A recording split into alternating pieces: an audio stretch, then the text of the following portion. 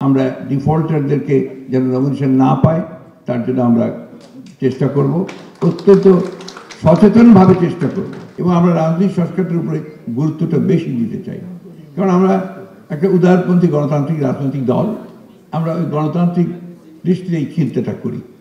সেভাবে অতীতের আমাদের সরকারের যে অভিজ্ঞতা আছে এবং গত 50 বছরের বিভিন্ন সরকার যে অভিজ্ঞতাগুলো হয়েছে সেইখান থেকে, এবং এই যে আন্দোলনটা যেটা আপনার বিশাল একটা গণ অভ্যুত্থানে পরিণত হলো এবং অনেকে এটাকে বিপ্লবের সঙ্গে তুলনা করে, আমি যেটা বলতে এটা একটা গণ অভ্যুত্থান হয়ে গেল। এখানেও থেকেও কিন্তু মানুষের একটা তীব্র আকাঙ্ক্ষা জন্মেছে। সেই আকাঙ্ক্ষাটা হচ্ছে যে মানুষ একটা পরিবর্তন চায়, সেই পরিবর্তনটাতে তারা বাংলাদেশকে একটা সত্যিকার একটা সুখী একটা সমৃদ্ধ বাংলাদেশ হিসেবে দেখতে চায়, তাদের জীবন মানকে উন্নত করতে চায়। আমরা এটা বলেছি যে রাজনৈতিক স্ট্রাকচারের পরিবর্তন ছাড়া এই যে চাওয়াটা প্রত্যাশা পূরণ করা বেশ কঠিন। সেই জন্যই আমরা রাজনৈতিক স্ট্রাকচারের কিছু পরিবর্তনের কথা বলেছি।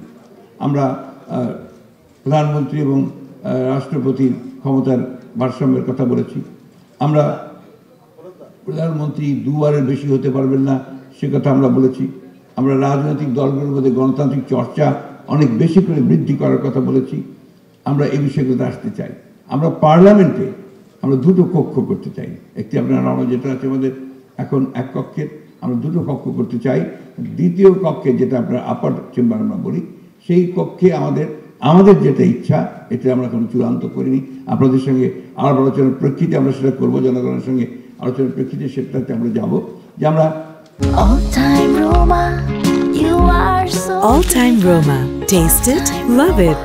যারা নির্বাচন করেন না কিন্তু তারা দেশে কন্ট্রিবিউট করতে পারেন, তাদের চিন্তা ভাবনা দিয়ে তারা কন্ট্রিবিউট করতে পারেন, তাদেরকে আমরা আপার হাউসে নিয়ে আসার কথা চিন্তা করব, অর্থাৎ যেটাকে আমরা আপার হাউস বলছি।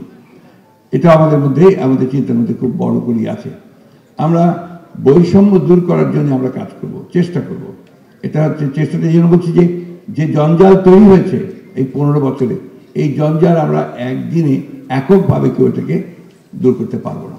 আমরা সেই জন্য জাতীয় সরকার গঠন করার কথা বলেছি আফটার দি ইলেকশন, অর্থাৎ ইলেকশনে যারা আসবেন এবং যারা আন্দোলনের সঙ্গে জড়িত ছিলেন তাদের সকলকে নিয়ে আমরা একটা সরকার গঠন করার কথা বলেছি, যেখানে আজকে আপনারা যে সারাদিন ধরে যে আলোচনা করলেন, এই যে হোয়াইট পেপারে যে সমস্ত বিষয়গুলো এসছে, এই সমস্ত বিষয়গুলো রাজনৈতিক বিষয়গুলোকে আমরা কিভাবে সমাধান করতে পারি জাতীয় দৃষ্টিকোণ থেকে, সেই জিনিসগুলোকে আমরা সামনে নিয়ে এগোতে চাই। আমি খুব সংক্ষেপে আমরা কি করতে চাই সেই কথাগুলো আপনাকে বললাম। আরেকটা জিনিস আমরা খুব গুরুত্ব দিতে চাই, তা হচ্ছে প্রতিষ্ঠানগুলোকে শক্তিশালী করা।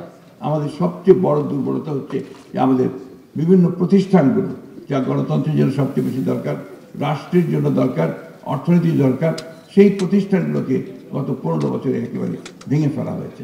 রাতারাতি সব পরিবর্তন করতে ফেলবো না স্যার, কিন্তু একই সঙ্গে আমাদের যেটা আমরা কমিট করছি জনগণের কাছে, মানুষের কাছে, যে আমরা অবশ্যই আমরা ডিফল্টারদেরকে যেন নমিনেশন না পায় তার জন্য আমরা চেষ্টা করব, অত্যন্ত সচেতনভাবে চেষ্টা করব।